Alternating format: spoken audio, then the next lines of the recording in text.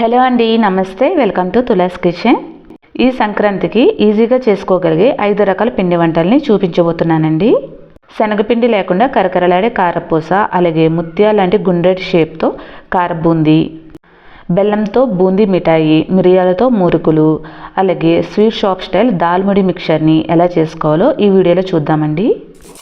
చూసారు కదండి ఎంత క్రిస్పీగా ఉన్నదో. సో మనం లేట్ చేయకుండా వీడియోలోకి వెళ్ళిపోదాం. పిండి వాడకుండా చాలా గుల్లగా కరకరలాడుతూ క్రిస్పీగా ఉండే కారపూసని ఎలా ప్రిపేర్ చేసుకోవాలో చూద్దామండి. శనగపిండి బదులుగా పుట్నాల పప్పు యూజ్ చేసి ఇలా కారపూస చేసుకోండి. చాలా గుల్లగా క్రంచీగా వస్తుంది. టేస్ట్ కూడా చాలా బాగుంటుందండి. ఇలా ఒకసారి ప్రిపేర్ చేసుకొని ఏదైనా ఎయిర్ టైట్ కంటైనర్లో స్టోర్ చేసుకుంటే 15 to 20 days వరకు ఫ్రెష్గా ఉంటాయి. ఈవినింగ్ స్నాక్లా తీసుకోండి, చాలా బాగుంటాయి. ఫస్ట్ 1 కప్పు పుట్నాల పప్పుని తీసుకోండి. మేమైతే దీన్ని వేపుడు శనగపప్పు అంటాము. మీరైతే ఏమంటారో కామెంట్ చేయండి. ఇప్పుడు దీన్ని మిక్సీ జార్లో వేసుకొని వీలైనంత వరకు పలుకులు లేకుండా మెత్తటి పౌడర్లా చేసుకోండి. ఇప్పుడు ఒక జల్లెడ తీసుకొని మిక్సీ పట్టుకున్న పౌడర్ వేసుకొని జల్లించుకోవాలి. లాస్ట్లో ఏమైనా చిన్న చిన్న పలుకులు అటువంటి ఏమైనా ఉంటే కనుక తీసేసుకోండి. 1 కప్పు పుట్నాలకి 3 కప్పుల బియ్యపిండి తీసుకోవాలి. 3 కప్పుల పొడి బియ్యపిండి తీసుకొని ఇలా జల్లుల్లో వేసుకొని జల్లించుకోవాలి. చివరిలో జల్లెల్లో ఏమైనా మిగిలిపోయి ఉంటే తీసేసుకోండి. 1 టీ స్పూన్ పౌడర్ చేసుకున్న వాము వేసుకోండి. వాముని అలానే డైరెక్ట్గా వేసేస్తే జంతువుల గొట్టంలో చిన్న హోల్స్లో అడ్డుపడిపోయే ఛాన్స్ ఉంటుందండి. మొత్తం కారం వేసుకోకుండా ఒక 1/2 టీ స్పూన్ మిరియాల పొడి, 1/4 టీ స్పూన్ వరకు కారం వేసుకోండి. టేస్ట్ బాగుంటుంది.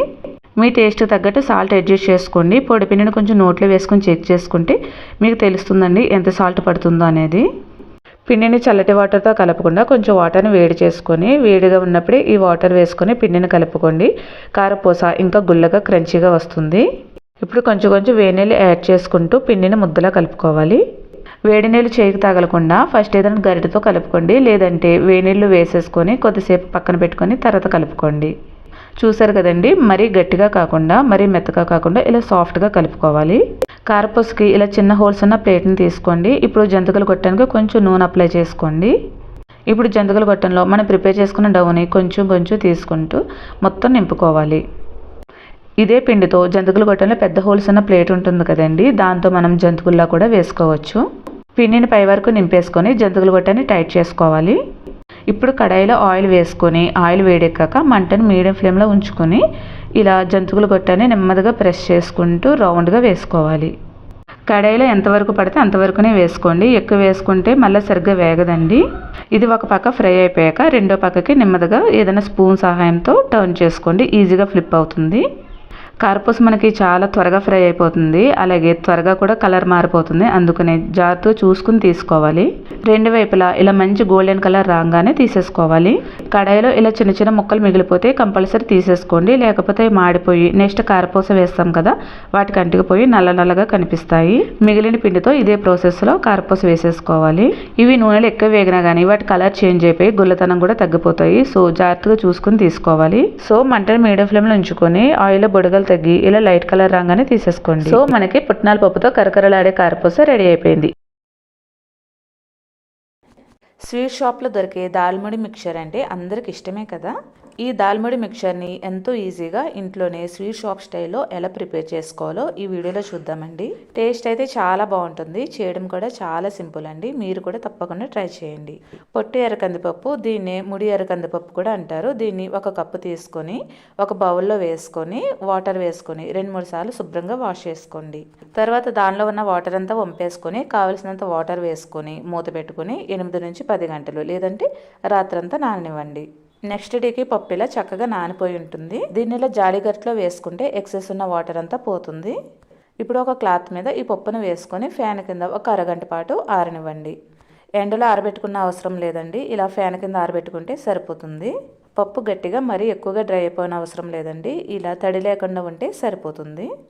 ఇప్పుడు ప్యాన్లో ఆయిల్ వేసుకొని ఆయిల్ బాగా వేడెక్కాక మాత్రమే ఇలా జాలి గరిటెలో కొంచెం కొంచెం పప్పు వేసుకొని ఇలా ఆయిల్లో పెట్టుకుని ఫ్రై చేసుకోవాలి. పప్పుని ఆయిల్లో డైరెక్ట్గా వేసి చేసుకుంటే తీసుకునేటప్పుడు కష్టం అవుతుందండి. సో ఇలా జాలి గరిటె యూజ్ చేసుకుని చేసుకోండి, చాలా ఈజీగా అయిపోతుంది.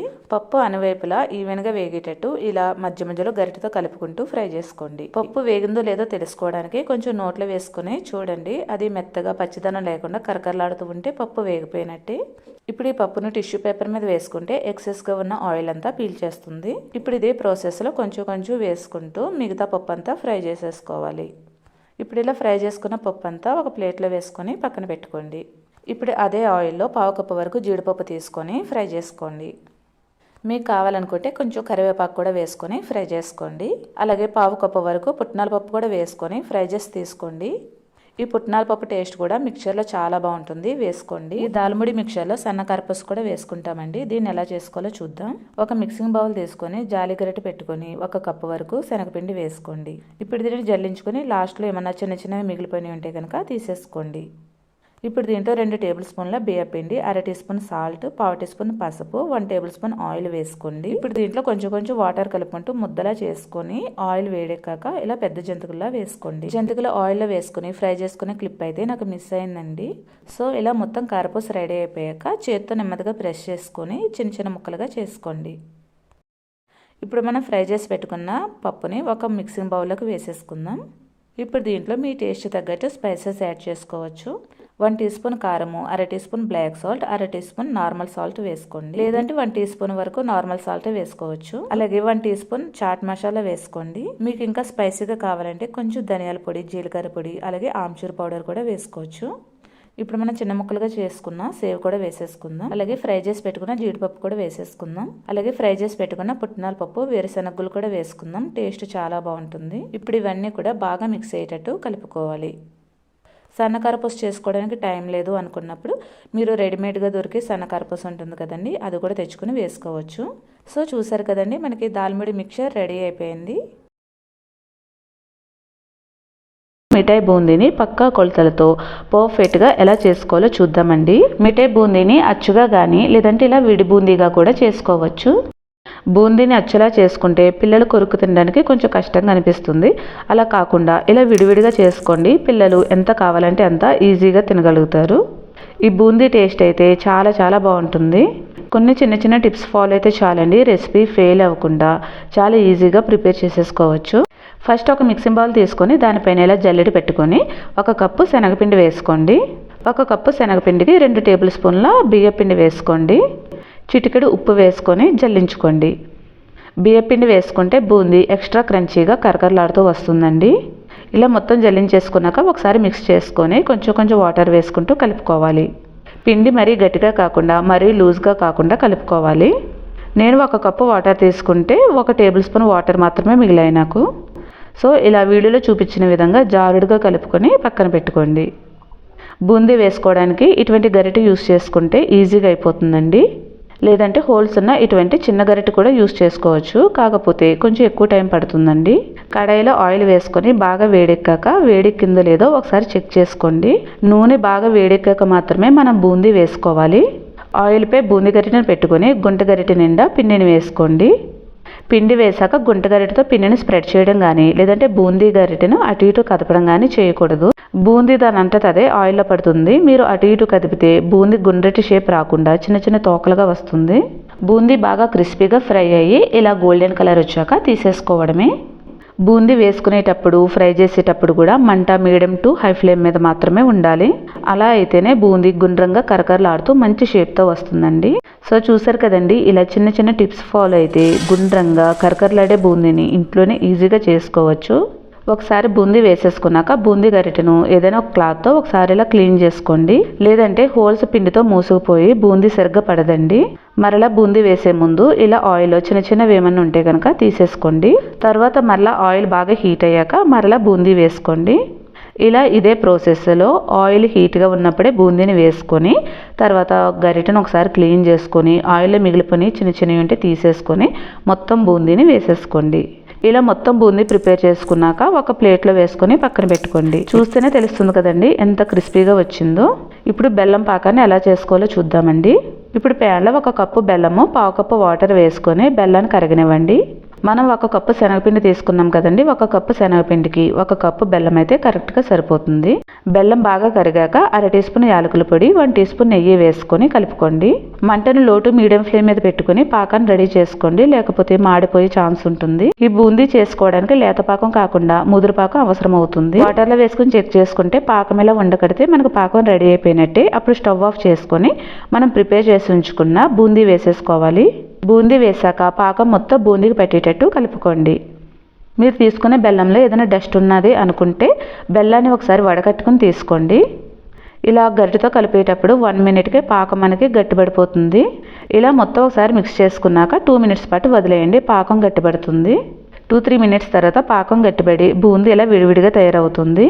సేమ్ ఇదే ప్రాసెస్లో మీరు ఏదైనా ప్లేట్లో వేసుకుని స్ప్రెడ్ చేసుకుంటే అచ్చలా తయారైపోతుంది. సో చూసారు కదండి, బూందీ విడివిడిగా ముత్యాలాగా ఎంత గుండ్రంగా వచ్చిందో.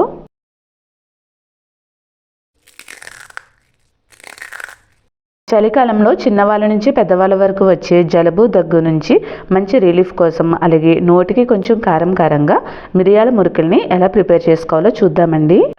వీటిలో మనం ఎటువంటి శనగపిండి కానీ, కారం పొడి కానీ, పచ్చిమిర్చి పేస్ట్ కానీ వాడమండి. ఈ మురుకులు కొంచెం స్పైసీగా గుల్లగా కరకరలాడుతూ చాలా బాగుంటాయండి. ఒక్కటి తిందాం అనుకునే వాళ్ళు 4-5 అయితే ఈజీగా తినేస్తారు. ఫస్ట్ ఒక మిక్సింగ్ బౌల్ తీసుకొని దాంట్లో 1/2 కిలో బియ్యపిండి వేసుకోండి. 1/2 కిలో అంటే మనం ఇంట్లో వాడుకునే పెద్ద గ్లాస్తో 2 గ్లాసులు వేసుకోవాలి. పొడి బియ్యపిండి వేసుకోవాలండి. ఇప్పుడు దీంట్లో 1 టీ స్పూన్ వాముని తీసుకొని ఇలా చేత్తో కొంచెం క్రష్ చేసుకొని వేసుకోండి. వాము ప్లేస్లో జీలకర్ర వేసుకోవచ్చు, లేదంటే సగం జీలకర్ర సగం వాము కూడా వేసుకోవచ్చు. ఇప్పుడు దీంట్లో మంచి టేస్ట్ కోసం 2 టీ స్పూన్ల నువ్వులు వేసుకోండి. అలాగే 1 స్పూన్ మిరియాల పొడి వేసుకోండి. ఇక కారం వేయనవసరం లేదు. అలాగే 1 టీ స్పూన్ సాల్ట్ కూడా వేసుకొని పొడిపిండిలన్నీ ఒకసారి బాగా మిక్స్ చేసుకోండి. మీకు కంప్లీట్గా మిరియాల పొడి వద్దనుకుంటే 1/2 టీ స్పూన్ మిరియాల పొడి, 1/2 టీ స్పూన్ కారం కూడా వేసుకోవచ్చు. ఇప్పుడు దీంట్లో కరిగించిన బటర్ కానీ నెయ్యి కానీ 2 టీ స్పూన్స్ వేసుకోండి, లేదంటే వేడి చేసిన నూనె కూడా వేసుకోవచ్చు. ఇప్పుడు మనం వేసుకున్న నెయ్యి పిండికి బాగా పట్టేటట్టు కలుపుకోండి. ఇప్పుడు వేడి చేసుకున్న వాటర్ని కొంచెం కొంచెం వేసుకుంటూ పిండిని చపాతీ ముద్దలా సాఫ్ట్గా కలుపుకోవాలి. మరీ మెత్తగా కాకుండా గట్టిగా కాకుండా ఇలా సాఫ్ట్గా కలుపుకోండి. మనం మురుకులు వేసుకోవడానికి ఇలాంటి స్టార్ ఆకారంలో ఉన్న ప్లేట్ని తీసుకోవాలి. జంతికలు గొట్టానికి పిండి అంటుకోకుండా కొంచెం ఆయిల్ వేసుకొని గొట్ట మొత్తం స్ప్రెడ్ చేసుకోండి. ఇప్పుడు మనం కలిపి పెట్టుకున్న పిండి నుంచి కొంచెం కొంచెం తీసుకొని జంతికలు గొట్టాన్ని మొత్తం నింపుకోండి. పిండిని మొత్తం నింపేశాక జంతికలు గొట్టాన్ని టైట్గా క్లోజ్ చేసుకోండి. తర్వాత ఏదైనా షీట్ మీద కానీ, బటర్ పేపర్ మీద కానీ, లేదంటే ఇలా ప్లేట్లో కానీ చిన్న చిన్న మురుకుల షేప్లో వేసుకోండి. మురుకులు ఇలా మంచి షేప్లో రావాలనుకుంటే డైరెక్ట్ ఆయిల్లో వేస్తే రావండి. ఖచ్చితంగా ఇలా ఫస్టే మనం మురుకులను ప్రిపేర్ చేసుకొని తర్వాత ఆయిల్లో వేసుకొని ఫ్రై చేసుకోవాలి. లేదు ఇటువంటి షేప్ ఏం అవసరం లేదనుకుంటే ఆయిల్లోనే పెద్ద జంతికలా వేసుకొని తర్వాత ముక్కలుగా చేసేసుకోవచ్చు. మనం పిండిలో కారం వేయకుండా మిరియాల పొడి వేసాం కదండి, అందుకని జంతికలు చూడడానికి ఇలా తెల్లగా ఉంటాయి. వేగినా కూడా మంచి కలర్ వస్తాయండి. మొత్తం అన్నీ ఫస్టే ప్రిపేర్ చేసుకొని అవసరం లేదండి. ఒక వాయికి సరిపడా ప్రిపేర్ చేసుకొని పక్కన పెట్టుకోండి, సరిపోతుంది. కడాయిలో ఆయిల్ బాగా వేడెక్కక మాత్రమే మంటను మీడియం ఫ్లేమ్లో ఉంచుకొని మనం ప్రిపేర్ చేసి ఉంచుకున్న మురుకుల్ని ఒక్కొక్కటిగా వేసుకోండి. నూనె వేడెక్కకుండా వేసుకుంటే మురుకులు ఆయిల్ని పీల్చేస్తాయండి. సో వేడెక్కాక మంటను మీడియం ఫ్లేమ్లో పెట్టుకుని మాత్రమే వేసుకోవాలి. వేసిన వెంటనే గరిటతో కలపకుండా 1-2 మినిట్స్ వదిలేసి ఒకవైపు ఫ్రై అయ్యాక రెండో వైపుకి తిప్పుకోండి. ఇవి వేగుతున్నంతసేపు మంటను మీడియం ఫ్లేమ్లో పెట్టుకొని ఫ్రై చేసుకోండి. మంచి కలర్తో గుల్లగుల్లగా చాలా బాగా వస్తాయండి. ఇలా మంచి గోల్డెన్ కలర్ వచ్చి రెండు వైపులా బాగా ఫ్రై అయ్యాక తీసేసుకోండి. వీటిని తీసుకొని ఏదైనా జాలి గరిటెలో వేసుకుంటే ఎక్సెస్ ఉన్న ఆయిల్ అంతా దిగిపోతుందండి. ఇవి ఒక్కసారి చేసుకొని స్టోర్ చేసుకుంటే 20 రోజుల నుంచి నెల వరకు నిలువ ఉంటాయి. బట్ అంతవరకు ఉంచడం అంటే కష్టమేనండి. 1-2 తినాలనుకునే వాళ్ళు 3-4 అయితే ఈజీగా తినేస్తారు. ఇవి పిల్లలకు కూడా చాలా బాగా నచ్చుతాయండి. పిల్లలకు జలుబు దగ్గు వచ్చినప్పుడు పాలలో మిరియాల పొడి వేసేస్తే తాగడానికి ఇష్టపడని వాళ్ళు ఉంటారు కదండి. సో అలాంటి వాళ్ళకు మిరియాల పొడితో స్నాక్స్ ప్రిపేర్ చేసి ఇవ్వండి, ఇష్టంగా తినేస్తారు. మన నెక్స్ట్ రెసిపీ వచ్చేసి కారపు బూందీ అండి. ఈ కారపు బూందీని చక్కని షేప్తో ముత్యాల్లాగా కరకరలాడుతూ ఎలా చేసుకోవాలో చూసేద్దామండి. మనం కొన్ని టిప్స్ ఫాలో అయితే స్వీట్ షాప్లో దొరికే కారపు బూందీని ఎంతో టేస్టీగా ఇంట్లోనే తయారు చేసుకోవచ్చు. ఈ కారపు బూందీని ఒక్కసారి చేసి పెట్టుకుంటే 15 రోజుల వరకు నిల్వ ఉంచుకోవచ్చు. అంతేకాదండి, ఈ కారపు బూందీని చాలా ఈజీ ప్రాసెస్లో అప్పటికప్పుడు తయారు చేసుకోవచ్చు. దీనికోసం 1 కప్పు శనగపిండి తీసుకొని అందులో 2 టేబుల్ స్పూన్ల బియ్యపిండి వేసుకోవాలి. ఇలా బియ్యపిండి యాడ్ చేయడం వల్ల కారబూందీ బాగా క్రిస్పీగా వస్తుంది. ఇప్పుడు 1/2 టీ స్పూన్ పసుపు, 1/2 టీ స్పూన్ వంట సోడా కూడా వేసుకోవాలి. పసుపు కలర్ కోసమేనండి, మీరు వేసుకోకపోయినా పర్వాలేదు. వంట సోడా యాడ్ చేయడం వలన కారబూందీ మరింత గుల్లగా వస్తుందండి. పొడిపిండిని మొత్తం ఒకసారి కలుపుకొని ఇప్పుడు కొంచెం కొంచెం వాటర్ యాడ్ చేసుకుంటూ పిండిని ఈ విధంగా జారుగా కలుపుకోవాలి. బూందీని చేసుకోవడానికి ఇటువంటి బూందీ గరిటె వాడడం వల్ల తక్కువ టైంలో ఎక్కువ బూందీని ఈజీగా చేసుకోవచ్చు. లేదంటే ఇటువంటి చిల్లుల గరిటెతో కూడా చేసుకోవచ్చు. ఎప్పుడైనా సరే బూందీ చేసుకునేటప్పుడే నూనె చాలా వేడిగా ఉండాలండి, అప్పుడే మనకి బూందీ క్రిస్పీగా వస్తుంది. ఇప్పుడు పిండిని మొత్తం ఒకసారి కలుపుకొని ఒక గరిటె పిండిని ఇలా బూందీ గరిటెపై వేసుకొని నెమ్మదిగా తిప్పుకోవాలి. చూసారు కదండి, బూందీ మనకు ఎలా ముత్యాల్లా పడుతుందో. మన కరెక్ట్ కన్సిస్టెన్సీలో మన పిండిని కలుపుకుంటే ఇలాగ చక్కని షేప్లో మనకి బూందీ అనేది వస్తుంది.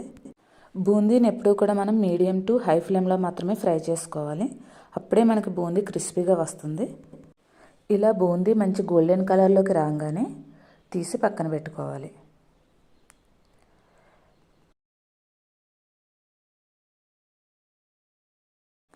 బూందీ తీసేసాక నూనెలో ఇటువంటి చిన్న చిన్న బూందీ అనేది మిగిలిపోతుంది. దీన్ని ఏదైనా గరిటె సహాయంతో తీసి పక్కన పెట్టేసుకోవాలి. లేదంటే ఇవి మాడిపోయి నెక్స్ట్ మనం బూందీ వేస్తాం కదండి, వాటితో కలిసిపోతాయి. బూందీ వేసాక బూందీ గరిటె హోల్స్ ఇలా పిన్నితో క్లోజ్ అయిపోతాయి. అప్పుడు బూందీ సరిగ్గా పడదు. సో ఈ గరిటెను ఒకసారి వాటర్తో కానీ లేదంటే ఏదైనా క్లాత్తో కానీ తుడిచి మళ్ళీ బూందీ వేసుకోవడానికి వాడుకోవాలి.